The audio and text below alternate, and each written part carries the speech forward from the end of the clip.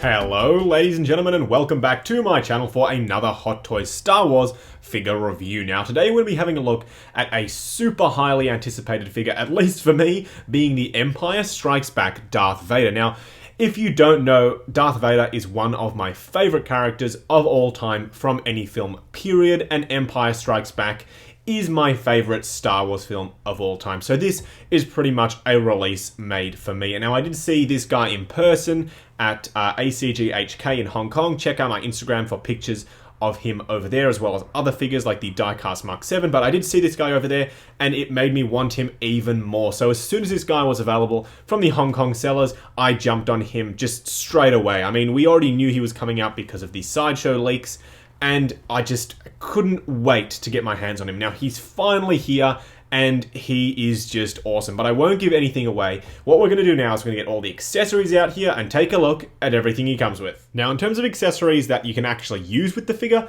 he's a little bit light. I mean, if you don't count the fact that he comes with that awesome diorama base, he doesn't come with a hell of a lot. I mean, he comes with a bunch of hands as well as his lightsaber. So first things first, we'll have a look at the sort of swooshing effect for the lightsaber blade. This is pretty much like the Return of the Jedi Luke. It's just cast in this sort of red. It looks almost more pink than red, and I kind of wish it looked a little bit deeper red than that. I know Dean Knight did a video where he repainted the lightsaber blade. I might have to do the same thing just because it looks very, very pink compared to how it does in the film. It's supposed to look sort of a more menacing red, especially from that scene in Rogue One where he lights the lightsaber up and the whole sort of room lights up red. It was a really awesome scene. Now, he also does come with a bunch of hands. They are sort of one sculpted piece. I did think that they were material when I first saw them because they have a very material sort of look about them. You can see that there's creasing and stuff from the leather. It looks really, really awesome.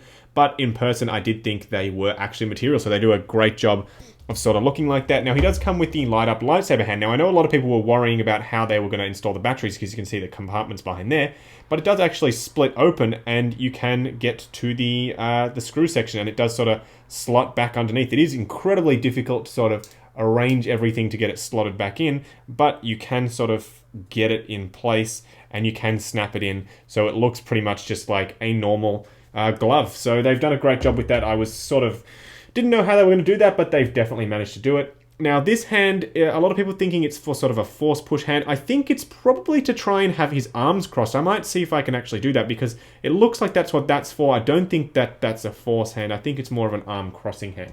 Now, let's have a look at this super awesome diorama display base. Now, it does have a light up feature. I might see if I can install some batteries in there and give you a closer look at that in a future video.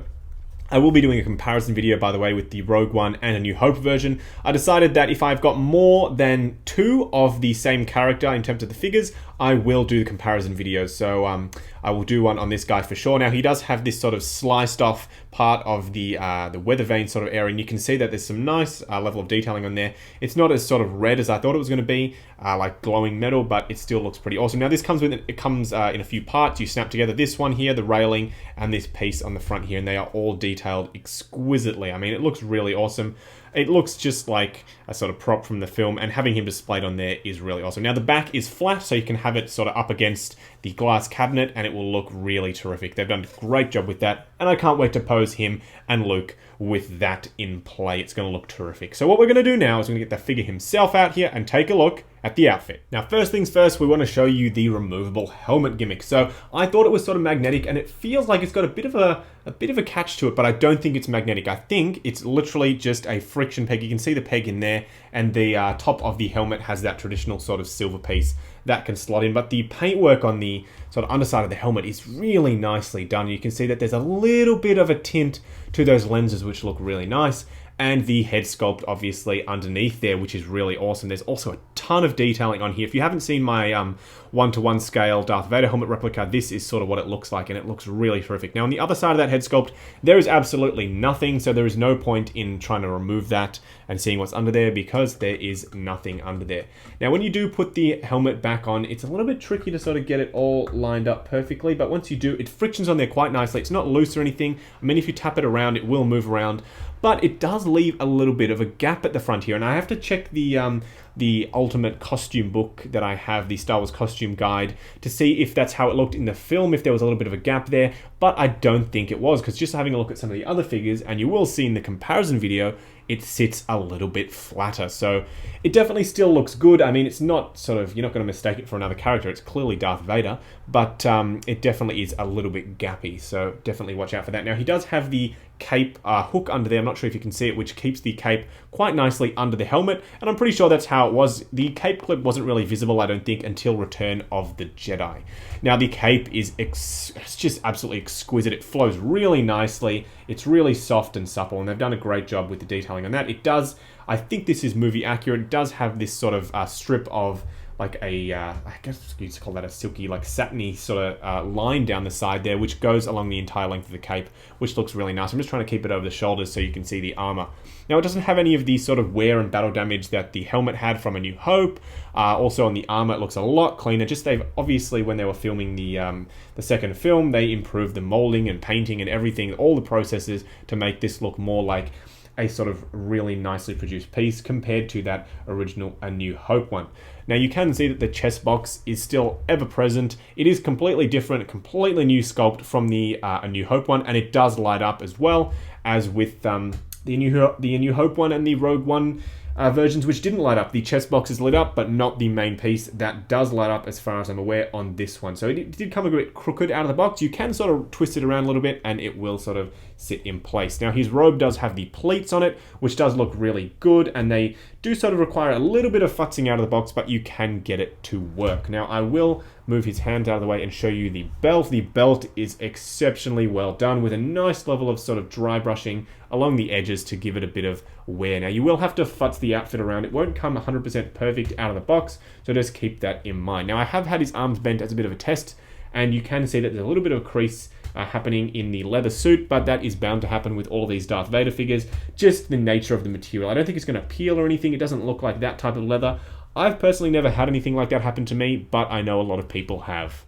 His boots have gone for more of a glossy approach this time. As you can see, they still are the same design as the A New Hope one. It appears they are Velcroed on there, and they do have a tendency to come loose sometimes, but just push them on there and they should be right. It looks like they're strapped in, but they are definitely not. They are just Velcroed on the front there, and they definitely can be removed. And it has the traditional boot design, which allows for a pretty good range of motion with the ankle pivot. So if there are any inaccuracies at all on this figure, I apologize to the guys over at Sideshow Freaks, because I am 100% no sort of expert on Darth Vader outfits. I just know what I've seen in the film, and I've got the costume book that is about as far as my reference material goes. So if I've missed anything, I apologize.